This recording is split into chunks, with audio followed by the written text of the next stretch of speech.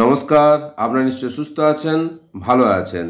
গত ১লা সেপ্টেম্বর ২০২৫ তারিখে সুপ্রিম কোর্ট যে অঞ্জুমান ইসাতি তালিম trust versus the state of Maharashtra মামলায় একটা গুরুত্বপূর্ণ রায় দিয়েছেন যে শিক্ষক শিক্ষিকাদের জন্য টেট পাস বাধ্যতামূলক।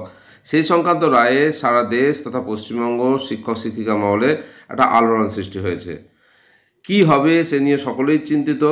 এর পরিপ্রেক্ষিতে অনেকগুলি রিভিউ পিটিশন এবং রিট পিটিশন জমা পড়েছে, তার ভিডিও আগেই শেয়ার করেছি।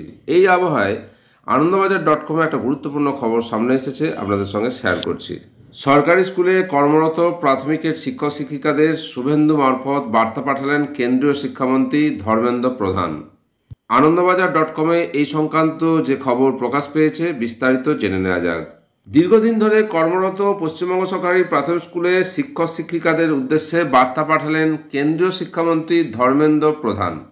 তার বার্তাবাহক রাজ্যের বিরোধী দলনেতা শুভেন্দু অধিকারী শনিবার মুরলীধর সেন লেনের বিজেপি কার্যালয়ে সাংবাদিক বৈঠকে কেন্দ্রীয় শিক্ষামন্ত্রীর বার্তার কথা জানান বিরোধী দলনেতা। তিনি জানান, এই বিষয়টি নিয়ে কেন্দ্রীয় শিক্ষামন্ত্রীর পাশাপাশি বালুরঘাটের সাংসদ তথা কেন্দ্রীয় শিক্ষা প্রতিমন্ত্রী সুকান্ত মজুমদারের সঙ্গে তার দীর্ঘ আলোচনা হয়েছে। বিরোধী দলনেতা শুভেন্দু অধিকারী বলেন, গতকাল বিহারে ছিলেন কেন্দ্রীয় শিক্ষামন্ত্রী, সেখান থেকে তার সঙ্গে আমার দীর্ঘ কথা হয়েছে।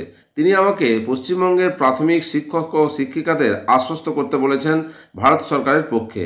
তিনি আরও বলেন, সুপ্রিম কোর্টের যে রায় রয়েছে তার প্রেক্ষিতে গোটা ভারতের সিনিয়র শিক্ষক শিক্ষিকারা যেন অসুবিধায় না পড়েন তার জন্য প্রয়োজনীয় উদ্যোগ গ্রহণ করার সিদ্ধান্ত হয়েছে, দ্রুতই সেটা হবে।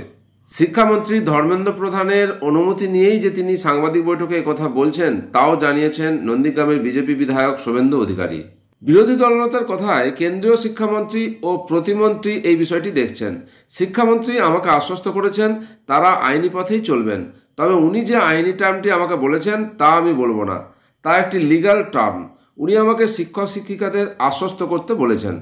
প্রসঙ্গত, কর্মরত যে সকল প্রাথমিক ও উচ্চ প্রাথমিক শিক্ষক শিক্ষিকা টেট উত্তীর্ণ নন তাদের আবার পরীক্ষায় বসতে হবে বলে জানিয়েছিল সুপ্রিম কোর্ট ১লা সেপ্টেম্বর ২০২৫ তারিখে। বলা হয়েছিল চাকরি রাখতে গেলে টেট পাস হতেই হবে। শীর্ষ আদালতের এই রায় পুনর্বিবেচনার পথে হাঁটতে চলেছে পশ্চিমবঙ্গ সরকার। আর এবার সেই সমস্ত শিক্ষক শিক্ষিকাদের জন্য নিজেদের অবস্থান জানালো কেন্দ্রীয় সরকার। সরকারি স্কুলে কর্মরত প্রাথমিকের শিক্ষক শিক্ষিকাদের শুভেন্দু মারফত বার্তা পাঠালেন কেন্দ্রীয় শিক্ষামন্ত্রী ধর্মেন্দ্র প্রধান। সেই সঙ্গে এই টেট মামলায় কেন্দ্রীয় সরকারের অবস্থান স্পষ্ট করার চেষ্টা করলেন। এই সংক্রান্ত যে তথ্য আনন্দবাজার.com-এ প্রকাশিত হয়েছে তা আপনাদের সকলের জন্য শেয়ার করলাম। আপনারা সকলে সুস্থ থাকুন, ভালো থাকুন।